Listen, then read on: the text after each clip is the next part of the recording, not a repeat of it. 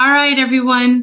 This is Mehreen Alexis. We're with Goal Set Coach. We're your certified high performance coaches, and we're here with our special guest, Carol Grady. And then first, what we wanted to tell you a little bit about who we are. What we do is we're certified high performance coaches and mindset coaches. And what we do is we serve the women out there who are feeling stuck, who feel like they don't know which direction to go. They feel like their work has bled into their life to the point where they don't even know who they are anymore, how to connect with their spouses or with their children. And what we do is we help coach women to get to that place where they have a balance in their life and they have connection in all the relationships, whether it's in the workplace or if it's at home or with their children. And that's what we teach using the 5 high performance habits of having clarity, energy, courage, productivity, and influence.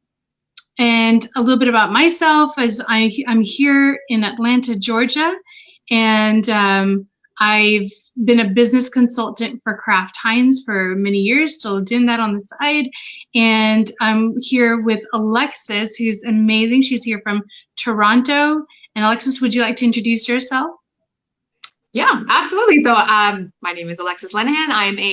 I've been a life coach for a number of years and, kind of transitioned into the high performance coaching. And I have a business here in Toronto, Canada. I'm also a college professor at one of our local colleges. I teach in the business department and small business and entrepreneurship programs. And so, it's just become a real passion of mine and Mehreen's, especially working with women. We are both moms and working moms, professional moms. So we understand the struggles firsthand, and we're in kind of different stages. I have young kids. I have 2 young boys.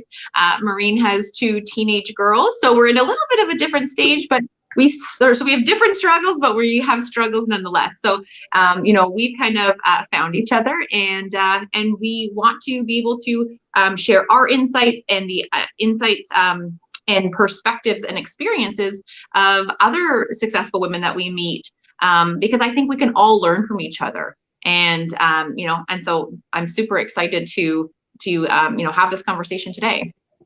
Yeah, and also in light of the current climate, we're all impacted right now. I mean, more so for the Black community, and with all the Black Lives Matter, with everything that's been going on, it's really given us a chance to self-reflect of how we're also showing up and how we're being responsible in addressing racism in this nation. So I didn't want to overlook that topic. And one of the things that, a lot of us are asking, like, what can we do? What can we do? And some of it is just talking to our children about it. My children are very aware. There are teenagers and they're seeing the social media. And one of the things that I did was I called a couple of my friends that I know that are Black Americans and asked them, how are they doing? And is there anything that I can do to help them? And, that they know that they're being supported. I've been through some racial profiling myself in other situations, totally different type of situation. And it was the people who reached out to me to ask me if I was okay and if there was anything that I needed that really made me feel like I'm okay. I'm okay, and there's people there with me. I'm not alone. And so I encourage our audience to just, if you know someone, just give them a call. Just see how they're doing. Get their perspective. Give them an ear. Absolutely. It's a really heartbreaking time right now, in so many different ways. And I think it's important that we keep that open mind and we understand that we can all learn from each other. And if you don't know, or if you're uneducated, or you're hearing this kind of stuff and you're like, what's the big deal? I don't understand what's going on. Recognizing that this is an opportunity for you to learn about it. There's so many resources. So many people have gone on social media, influencers and different people, and are providing and sharing resources to understand it. Because if you've never been impacted by it, or anything like that, sometimes it is confusing and you're not sure. I know myself, my own experiences. It's hard for me to really imagine what somebody is going through. I've never felt that way in my life, so it's very hard for me to.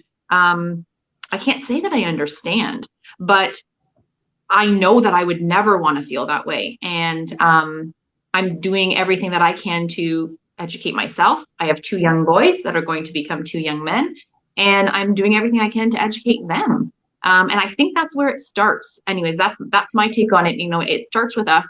You know, we had a quick conversation before, and you know, Carol, you made a really good point, is that you can choose, right? You can choose to see the good in people. You can choose to see the bad. And I think remembering no matter what's put in front of us at any point over social media, on the news, in conversation, all that bad can be put in front of us, but we can choose what we do with it, right? Yeah. And how we're affected and how we move on from it. Yeah. Yeah. Great. Well, I'm glad that we, you know, brought that up and shared some insight. And, you know, comment below. Let us know, what are you doing to help eliminate racism in this nation, in this world? And any, you know, if it's signing petitions, if it's whatever it is that you're doing, you're reaching out to people, you're, you know, protesting, anything that you're doing to help, you know, change, make a difference. This is going to be a turning point for our nation. You know, feel free to comment below. All right, so let's get to it, Carol. We're so excited to have you here. So just to have an introduction and let you know who Carol Grady is, she's a really good friend of mine. We've done we've had an amazing journey in our team management leadership program. That's how I've met Carol. Now, she is a retired Army colonel. And, you know, with intention and focused attention, what Carol has had, not only a distinguished military career, which included time served in Iraq, but has also been a social worker, a teacher, and a business leader.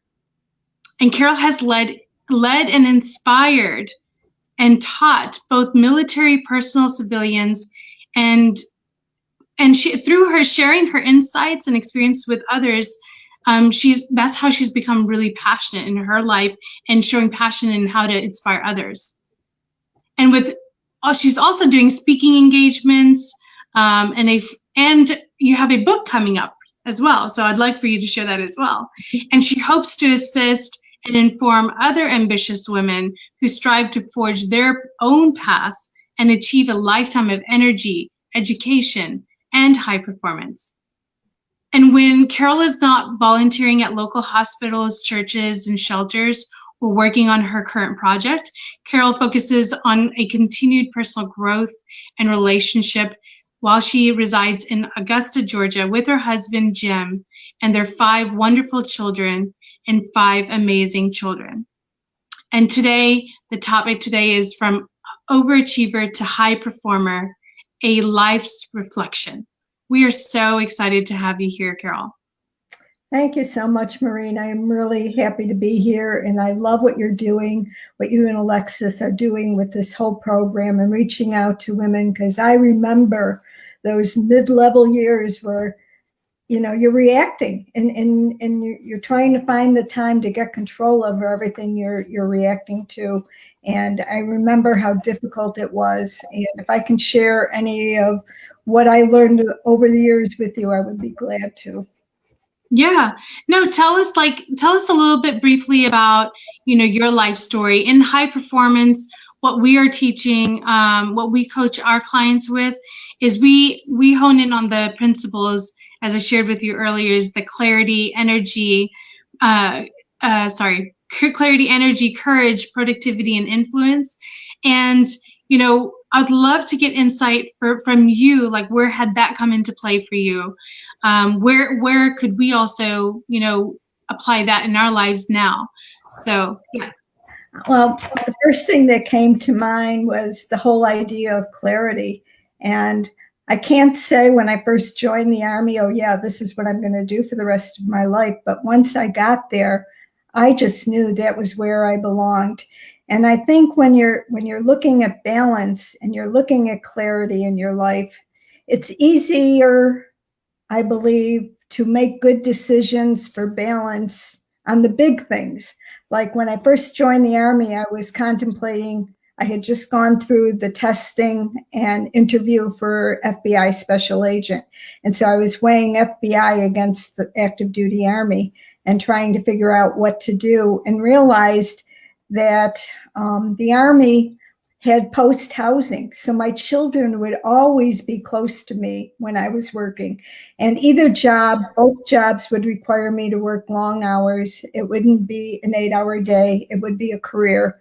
And so in weighing that, I felt that having my children on post with me near where I was working would be the best for both of us.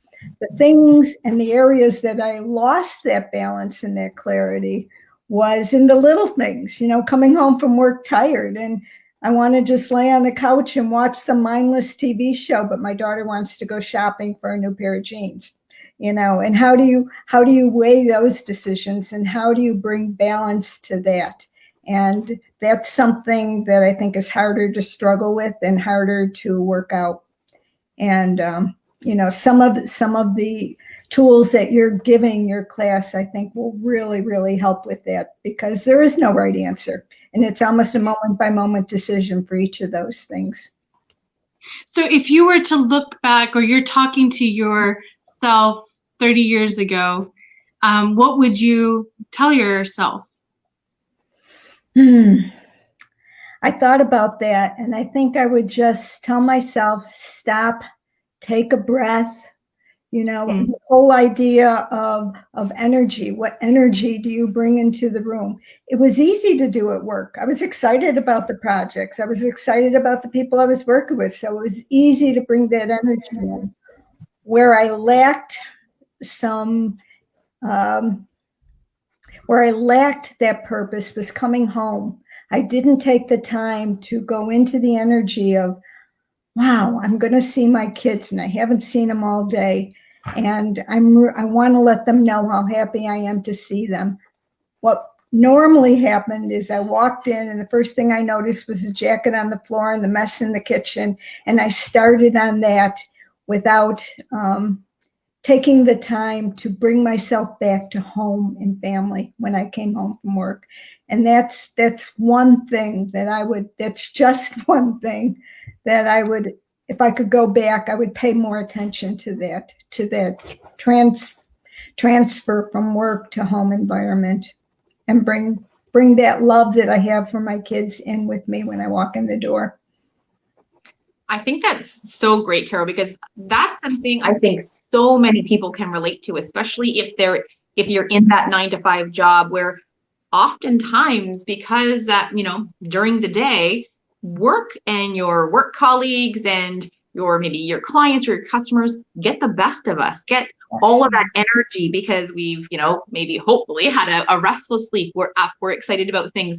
And then when we come home, if you have young kids or, teenagers and they're off at school and that kind of thing, you're kind of all coming in and you have those hours from, say, dinner to bedtime, that I think a lot of us have the best of intentions, but like you said, you've kind of used a lot of your energy all day, and then you come home and you want to relax and everything else. And then our families, I think sometimes kind of get whatever's left over. And we talk in high performance about something called managing transitions. And I always share this because for me, when I learned the strategy of just taking those few seconds, a couple of minutes in the car before I come in, and really get intentional about the type of mom I want to be, the type of wife I want to be, coming in and taking a minute to sort of rebalance, recenter, find that energy, generate that energy, and then come into the house.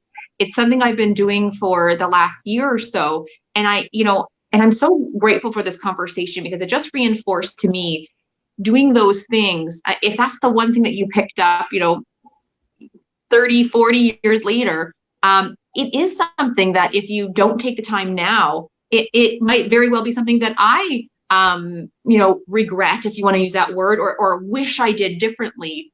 But hearing that experience kind of just reinforces it for me that those few minutes are worth it, right? Those few minutes to re-energize and come into the house, and come in with that energy for my kids, because they are so young too. They don't understand I've had a rough day. They don't understand that, I spent a lot of energy at work and it was tiring and all I want to do is just lay down and do nothing, right? So I'm so glad that you shared that, because it just kind of reinforced to me that the work that I'm doing is meaningful for myself, for the 70-year-old Alexis, when I look back and say, no, I took that time. And then obviously, hopefully for my kids too. So I think that's so important. Thank you. Thank you for that, Alexis, because even looking back, I'm thinking now, okay, there were times I didn't do it then, but my kids are all adults and married now. And when they come to visit, I meet them at the door. I'm excited. And I learned from that experience that I can still do that now. That's why we look back on our lives, so we can make a difference going forward. For sure. Yeah, I love what you just said right there. We are actually really responsible for the energy that we bring, right? We say that, oh, this thing is just kind of sucks the energy out of me, or I'm just tired. But we can actually, if we really look in, we can generate the energy that we want. And those are the steps that we also, you did our program that we talk about, like how to have that clarity in the energy. Now, one of the things that you had mentioned was that in the Army schools you attended that taught leadership, and there was something about it, something that was different about the leadership and the management. Can you elaborate a little bit about that? Yeah, I think at mid-level, and I'm not sure where your class is all coming from. They're probably at different levels, but management are people who mainly control or direct people in projects and everything. But being a leader takes it up a notch, and you can be both. But being a leader takes it up a notch, where instead of directing and managing people, you're going to inspire them to buy into your vision and your hope for your organization or your business or whatever you're involved in. And you involve them in it. They become part of the process for growing and improving. And I like pointing that out, just so people, even if they're considered managers and are following other people's direction, that they look forward in their lives and look for those opportunities when they can lead, because the leaders are the ones that are going to make those rules that everybody else is abiding by. Managers kind of follow them, but leaders will make them and inspire people to do it, not for the raises or the promotions, but because they love the whole idea of what you're doing. Wow, that's beautifully said. Beautifully said. And what I heard in that is also that, again, it's being responsible of how you're showing up for your team and how you're showing up for everyone, and taking the opportunity to look what it is that everyone is needing, not just what it is that I'm wanting to do.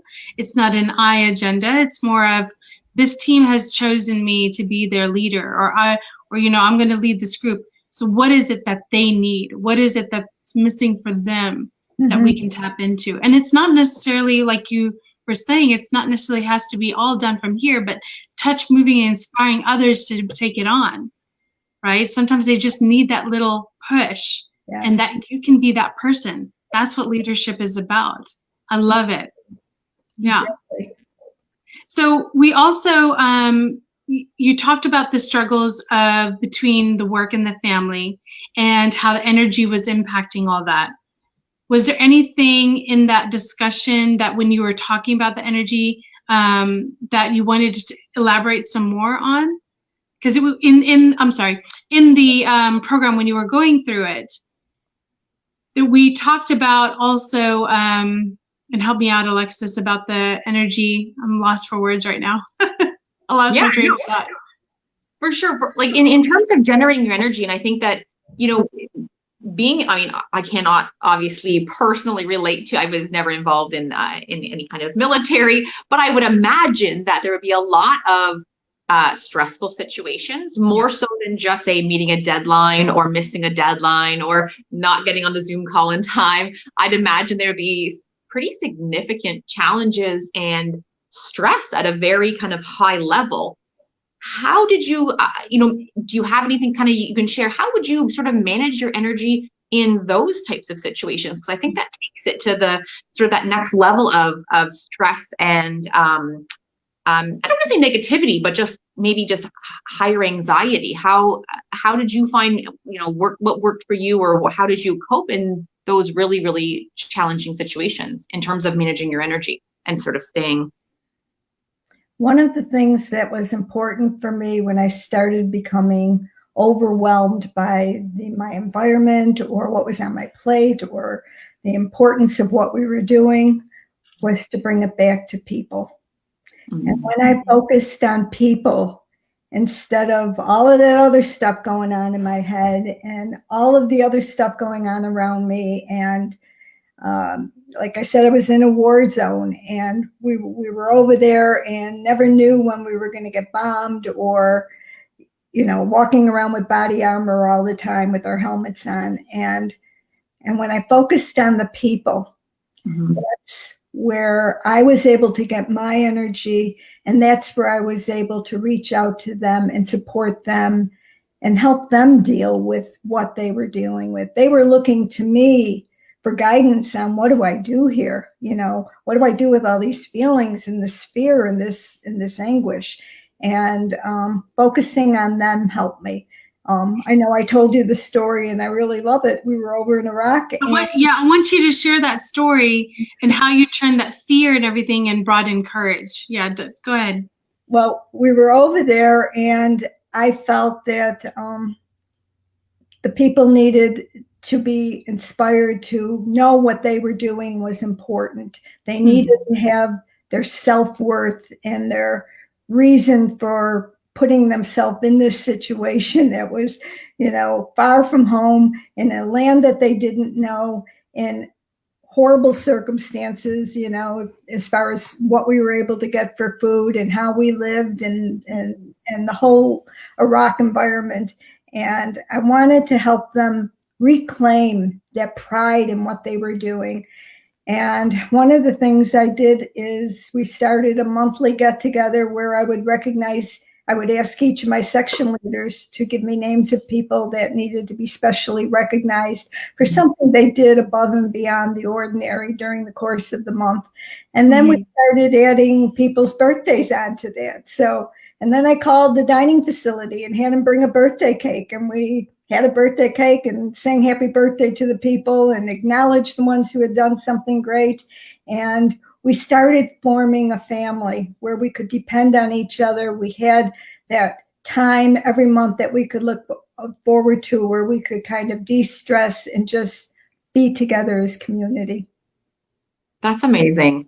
And you know what I love about that, Carol, is that I think especially for women in business or in leadership, oftentimes we worry about how certain things are going to be perceived, and this feeling of, what previously was a very male dominated, position, like in terms of like upper management leadership. We think we have to be a certain type of leader, maybe one that is, depersonalized, and we don't bring in that vulnerability. We don't, and I know I felt this before. I know I've had clients and, my close girlfriends share and say, like, I wanted to speak up, but I didn't, or I had this idea, but I didn't do it.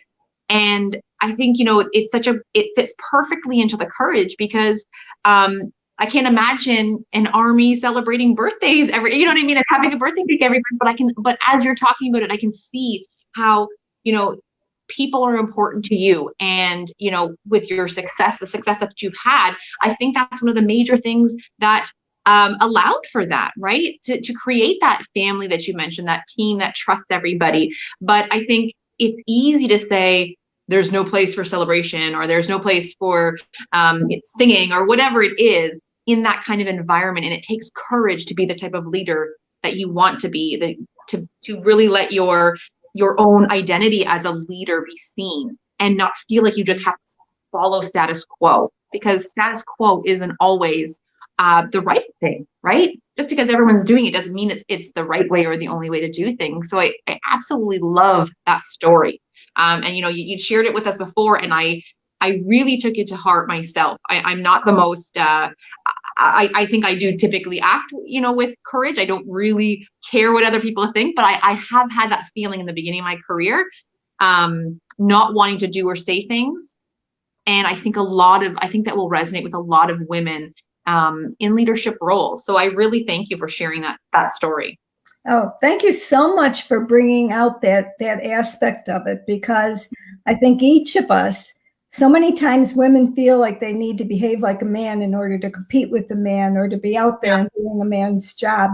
And that's not the case at all. Each of you need to figure out what your strengths are and maximize them, and your weaknesses, minimize them. And one of my strengths is nurturing. And so I did bring that into my job, and it was appreciated, and it didn't make me any softer. It didn't make me any less of a leader to do that. And I just encourage all of you, embrace who you are, because that's what's gonna make you the greatest leader that you could possibly be. Yeah, absolutely. And I'm sure the respect followed, right? Like, when we're not authentic, when we're not acting from that true place within us, people can tell. And I think respect follows when you are showing up as yourself and you're consistent. And, like I said, nurture, army, like those are two things that I wouldn't put together. But I don't know. It just reinforces to me to stay true to who I am, no matter what, because I think that's the key thing. And that's what people are going to connect with, even if they don't have that same strength. I think it also allows them to find the courage to act from their truest self and the truest part of them. So I love that story, and it stuck with me since the first time you told us that. Thank you. Thank you. Yeah.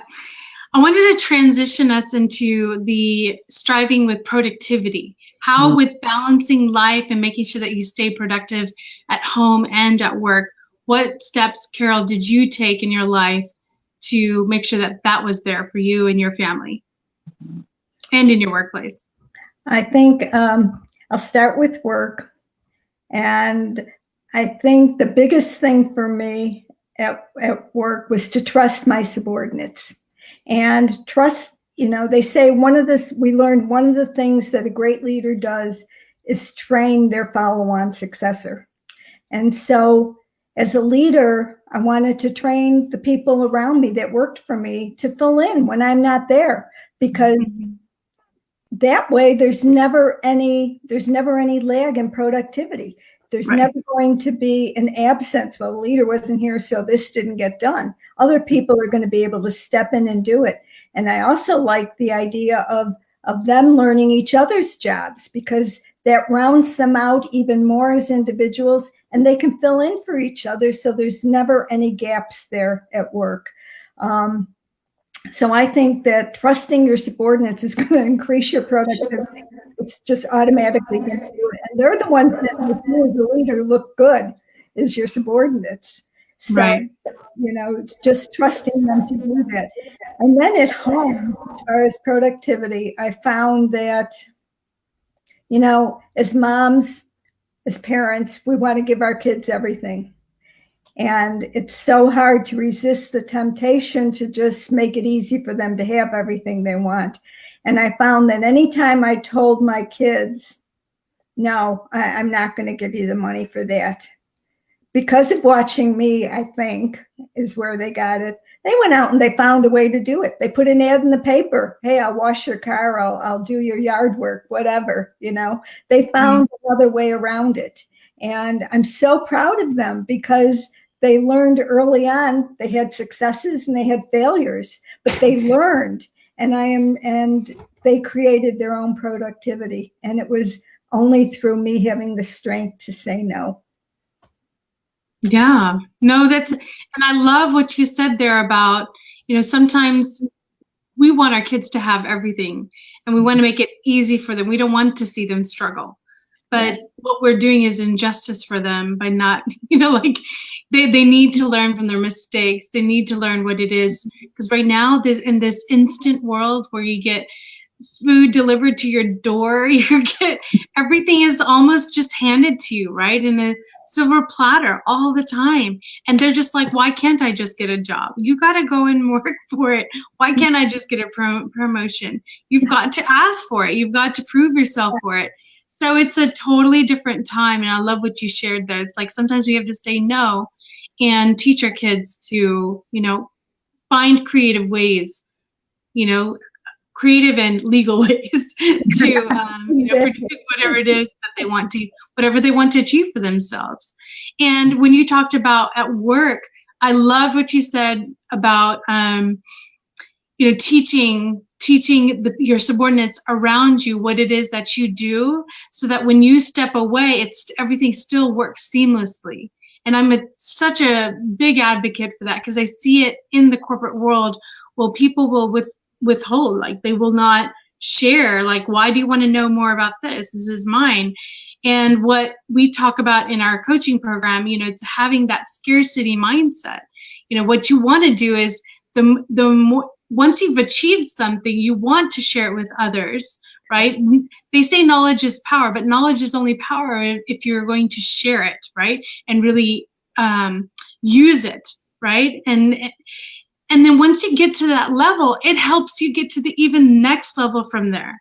Yes. It opens up other opportunities. Do you want to be doing that same thing forever and ever and ever?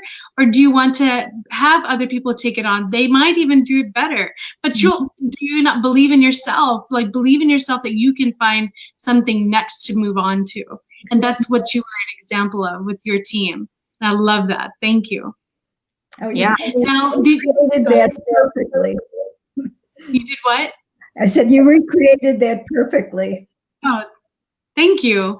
Yeah, it totally resonated with me, because managing a team of 8 to 10 people myself, it's a lot, so I can't be always a go-to person. I'm like, you have to have, it's almost like you want to have, what do they call it? When you want to replicate yourself, what did they call that? Like cloning? Clone. The word clone. Yes. It's like I want many clones of me so that I can still focus on the other things that I want to do, and they don't have to rely on me on these things, right? Now, did you recognize the influence you had on others on the time it was happening when you were going through all that? And did you recognize the influence that you had on your family during that time? I don't know if other people do, but I never did. It was only in looking back and having people come and say, it's kind of like the teacher that finds out one of her students in 2nd grade comes to her as an adult and said, if it wasn't for you, I wouldn't be this. I didn't know it when it was happening. It was only later looking back that I realized I did have influence. And then I realized in looking at that, how I had influence. And I think one of the ways was that I listened. And I remember I remember Sandy McLean she was talking about relationships, but she talked about getting to the feeling underneath whatever's being said. And I found that at work, I really needed to do that. I needed to listen and be there for my subordinates, but I would always ask them when they come in, do you need to vent or are you looking for a solution? Because that frames how I listen to them. And it also helps them focus on what they really want from me. And sometimes they really do just need to vent, and that's fine, But if they need a solution, then we can work a solution and work from there. When I apply that to my family, one of the things I regret is that I didn't listen. I was a single mom, which made some things even more difficult. So it was my way, and this is the law, and this is the rule. And I wish now I had listened more to my children. I think I could have learned where they were at, what they were dealing with, and if there could be something. If this is one piece of advice I could leave with all those mothers out there who are working and trying to balance, is take the time to listen. And that's another thing that even if no matter where you are in your stage in life and your children's stage in life, you can still learn that. You can still practice that. And I'm still working on that with my grown children, learning how to listen to them so that I can be there for them and be what they need and be their support. Yeah. Do you think that, Carol, if you recognize the influence that you had at the time, do you think that would have changed or shaped the way that you interacted with your kids? I don't know if I had the time to think about it then. Yeah. In such a reactionary mode all the time. I felt like I was reacting to life and reacting to what was happening at home and reacting to this and reacting to that. I don't remember taking the time to stop and think and listen. Mm-hmm. And you hit it on the head, because I think you're not alone. I think a lot of people kind of go through life on autopilot and just reacting to the different events and the different situations they find themselves in. And that's one of the key distinctions that we talk about in high performance is thinking about that. And it's something that before I discovered, I would not have thought, how am I influential in this situation, whether it's with my kids, whether it's with my team, whether it's with a stranger on the street. But that's what I've learned over the last couple of years in terms of we're always influential, good or bad. Mm-hmm. Either way, we're influencing the people that are around us. So if we decide to take responsibility, I think that changes the picture. It changes the whole situation. So I love that you shared that, because like I said, I was the same, very, very reactionary, especially when I had, a newborn and a toddler. You just kind of took whatever life threw at you. And over the years, I'm thankful for the training that I've had to be more intentional, right? And it's nice to see too, you looking back, I think you were probably very intentional at work, I think, because it demanded different things of you. And this is that sort of balance that we talk about as well, is that when you get home, you kind of left it all on the field, right? And then there's very little in the tank when you get back to your family. That's why I was so impressed when I took your course, to see that as one of your pillars. Influence, stop, think about it, learn how you can do that and addressing it. And I really commend you for bringing that out, because I think that is so huge and that's so big. And you do a great job in bringing people's focus back to that point. Yeah, in the course we go further in depth and we talk about influencers know, or if they're influential, they know purposefully why they're going into a situation.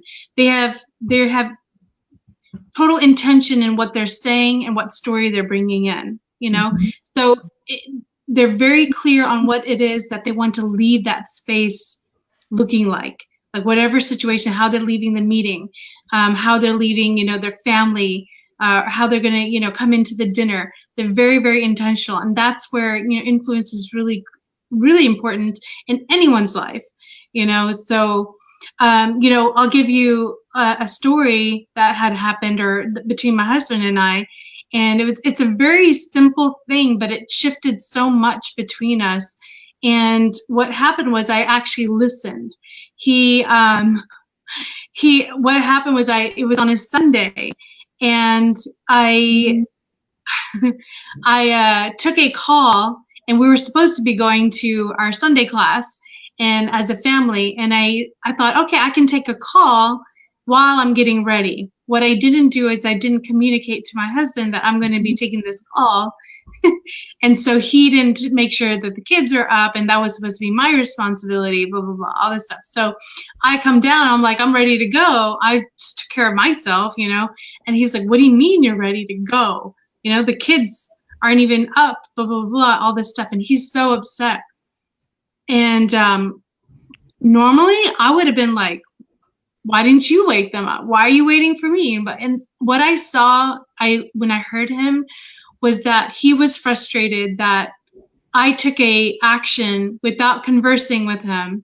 And he was really looking forward for us to going to this thing as a family, and I didn't hold integrity to what I said. And so at first I didn't realize it right away, but then when he was about to leave and he was really upset, and I stopped and I said, I am so sorry.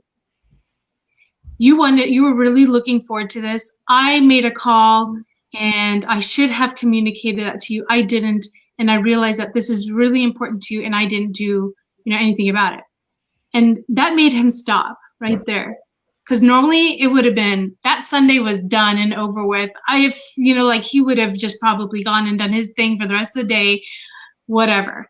And just by, acknowledging that what I had done and that how I was out of integrity with him, it influenced him to also speak up and say what he needed to say about it. And then he was done. He was like, okay. I said, it's not going to happen again. And I recognize that and I apologize. And he said what he had to say. I heard it. He's like, you do this, blah, blah, blah. And I was like, okay, I got it. And then the rest of the Sunday went beautifully. He went ahead and went. I stayed with the kids, got breakfast together, brunch together, came back. It would have never been that way, Carol, had we not made sure that we are being responsible to who we are and what we're creating with our families, or what we're creating in a workplace, or what we're creating in a meeting, what we're creating here. If we're not responsible for what it is, then it leaves people unfulfilled. It leaves you also as if you're just, chasing a carrot in this direction, in that direction. So it's really important as far as bringing balance and high performance into your life, that you recognize how you're influencing people. And thank you for being that testament to that. And is there anything else that you would say would do differently to bring balance in your life, or and you would encourage others to bring in their life and bring success in the career? I think maybe to share more of what's going on at work with your children. We tend to think that they're too young to really understand, and maybe they don't care anyway. But I think by sharing with them when you're having a bad day, then they know that maybe your bad mood isn't because of them. It's because of what happened at work. And it's taking the time to share with them what's going on at work, and you can do it in terms that they can understand, but that'll help them learn from you, for one thing. And secondly, not take what's happening at home personally if it leaves you in a bad space. And I'd like to share one little story, and I hope it's not too long, but one of the things I shared with my kids, at 38 years old, I decided to go to jump school. I was assigned to 18th Airborne Corps, and I wanted to be part of this elite group that got to wear a maroon beret, signifying they were airborne, and be part of this group that had special handshakes, kind of, and, just special things that they shared with each other. So at 38 years old, along with all the 18, 19, and 20-year-olds, I'm going off to jump school. And it was the most physically excruciating course I have ever taken in my life. And I realized at that time that doing something physically demanding makes you feel emotionally stronger. And I was sharing with my kids. I would call them at night, and I was just crying this one day, saying my whole body is black and blue from everything I've had to do today and all of the bumps I had to take. And I'm just so discouraged. And it was the same day that we had to jump from a 34-foot tower, and we had to have 5 goes in a row in order to move on to actually jump out of an airplane. Well, that day I had 32 no-goes in a row. And every time they would tell me to double time to the top of the line and do it again. And by the end of the day, I was totally burnt out. I mean, I was discouraged. I was worn out. I had been doing this from 5 a.m. to almost 9 o'clock at night. Finally, some sergeant major comes over and says, you have to let her go home. She's totally wiped out. She cannot do anymore. And I'm talking to my kids that night, and I'm so discouraged. And then I talked to my mom. And I said, I want my kids at my graduation from jump school. And she said, you're talking 700 miles, because they were staying with her at the time. I says, I don't care. I want them, they've heard me talk about how difficult this has been. If I make it, I want them to see what that looks like. I want them to see what overcoming all the obstacles, I want them to see what that looks like, and I want them to want that for themselves. And, fast forward a couple days, I graduated from jump school, and the way they do it, you make the final jump and your family and friends are all in the field waiting for you to get back. So they watch you make your last jump, and then they see you come back and get in formation, and you get your wings put on your chest, your jump wings, and they're there and they're part of that. And I was so happy that they got to be there and to share that with me. And so that's just one thing I would say: share with your kids, share what's going on with your life. It will make their lives, and it will make them into the people that you want them to be. Yeah. That's so, I'm getting emotional as you're telling that story, Carol. I think yeah. I'm like choking back the tears through. I'm like, we're live.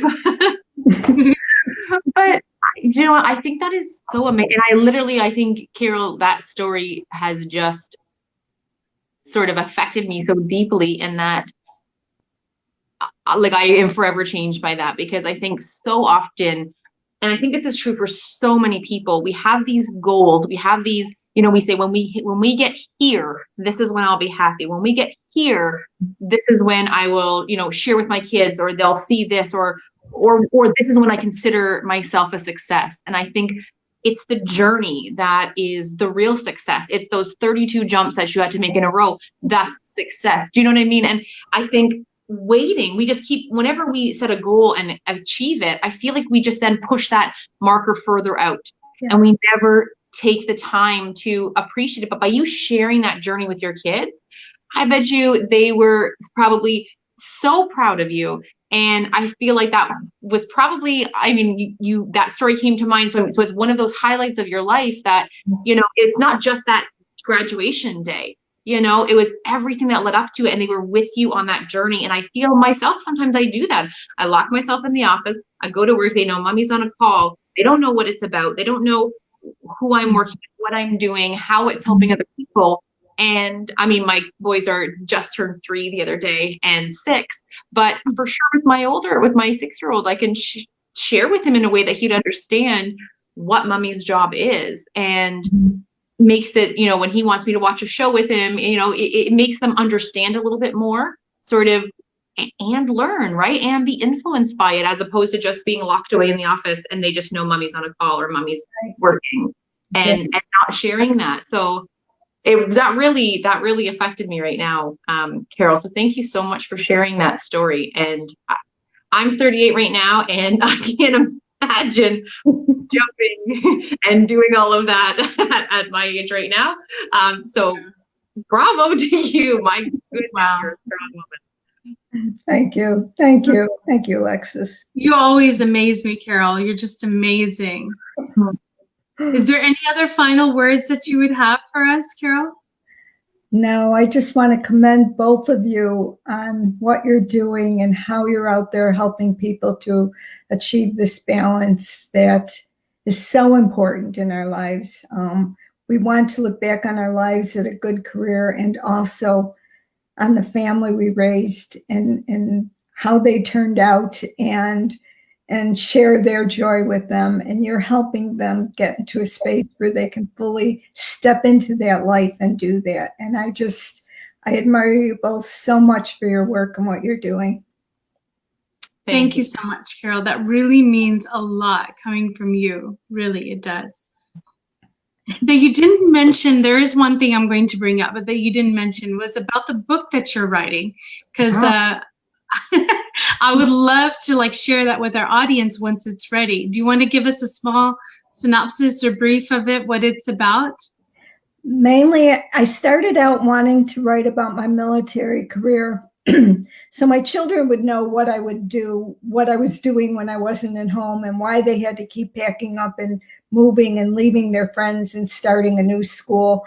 And then as I started to write it, I realized I also felt compelled to tell my story as a female in the Army, and my time in Iraq, because that was such a contentious time, and it still is with people looking back. And I just felt compelled to tell my story, and so that's basically what my story is. And I realized when I was writing my background leading up to joining the Army, of all the mistakes I made as a child growing up, and you know, and even as a young adult, some of the foolish decisions I made. And I thought, oh my gosh, anybody reading this is not going to see any way this, you know, ditzy young girl went on to become a military officer and a colonel in the Army. It's just, it would just seem totally impossible.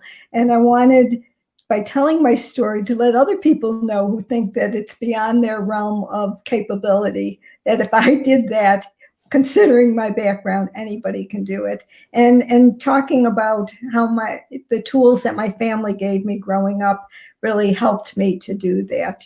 And I'm not sure what the title is. We're going back and forth on it, but I would love to come back when it's done and talk to you and give you a little bit more information on it. But that's basically the story. Excellent. When you're ready to launch, we're going to bring you back for sure. Thank you. I'm so excited. All right, I wanted to read to you some of the comments, amazing comments that the audience has left for you. So one of the things that they had said that, let's see here. Wow, do you need to vent, or are you looking for a solution? That's awesome. So they were inspired by that. And then one of the users says, thank you, Carol Grady. This session has touched me so much. Yeah. So just wanted you to hear that. Yeah. All right. Well, thank you so much, Carol. It was really a pleasure having you today. You're a phenomenal woman, and we will stay in touch, I know. So as friends, we always like, Carol also invited me to one of her, she does book clubs as well. And one of it was around studying a culture in Iraq. And it was the most fruitful conversation that I've ever had in the longest time. And thank you for intentionally creating that space and allowing me to be a part of it. And it was really, I still talk about it now, that just really enjoyed it, and really am excited if you're going to try something new with that, and will bring me on, because I really enjoyed that. I definitely really got to tap into something that I didn't even know that I would really enjoy, but I did. So, all right. So you guys, that's it with Carol Grady. Thank you again so much for being on today, this, fine afternoon on Tuesday.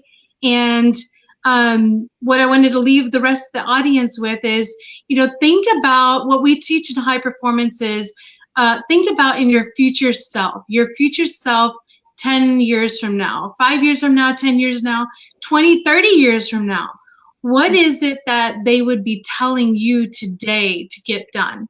Is it taking care of your health? Is it, why are you afraid? Just go out there and do it. What are you waiting for? Whatever it is, imagine who that future self is and what is it that you want to see them doing, and what actions and steps are you taking now to get there? All right, everyone, that was our session today with our special guest, Carol Grady, and I'm Mehreen Siddiqui, and I have Alexis Lenehan here with me. We were so happy to have you join us, and until next time, we pray that you guys have a safe, safe and productive week. Thank you so much. Thank you. Thanks, Carol. Bye.